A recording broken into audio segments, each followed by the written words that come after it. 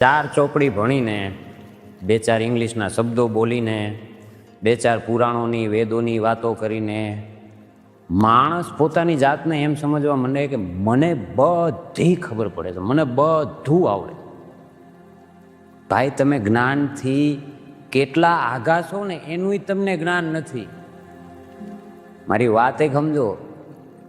જી મહાપ્રભુને, જી મહાપાત્રને ખુદમાં વિશ્વંભરીએ આવીને 45 મિનિટનો સંવાદ આપ્યા પછી, આખા બ્રહ્માંડથી માંડીને, વિજ્ઞાનથી માંડીને, શરીરશાસ્ત્રના જ્ઞાન આપ્યા પછી, મારી સાથે અત્યારે એક નાના બાળકની જેમ મને ખુદ મારી માની યાદ આવી ગઈ કે હું મારી મા સાથે શું કરી.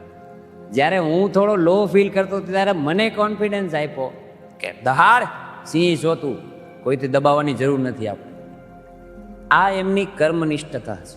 મને કેટલું આપવું એમને ખબર છે, મારાથી કોઈ વડીલ હોય એમને કેટલું આપવું એમને ખબર છે, મારાથી નાનું કોઈ છે એમને કેટલું આપવું એ પણ ખબર છે. કોઈ ગ્રામમાં ધરાઈ જાય, કોઈ કિલોમાં ધરાઈ જાય તો કોઈને મણની જરૂર પડે, એમને ખબર છે મારે કોને કેટલું આપવું. જે આ બની બેઠેલા ભગવાન માનો એને મારે એક જ વસ્તુ પૂછવી છે. તમને જો આ વસ્તુ ના પહોંચી હોય તો ઉલટી કરી નાખો. તમારા ખોટા 4-5 લંગુરો ભેગા કરીને જે મહાશક્તિનું કામ કરે છે એના કામમાં પગ ના નાખો. કારણ કે ઘણીવાર સંજોગો એવા ઊભા થઈ જાય કે પગ નાખ્યા પછી આપણે ખબર પડે કે પગ નાખવા માટે મારી પાસે હવે પગ જ નથી વધ્યા. અને એ તમારો વાંક નથી, તમારી અસમજણ છે, તમને ગેરમાર્ગે દોરવામાં આવે છે.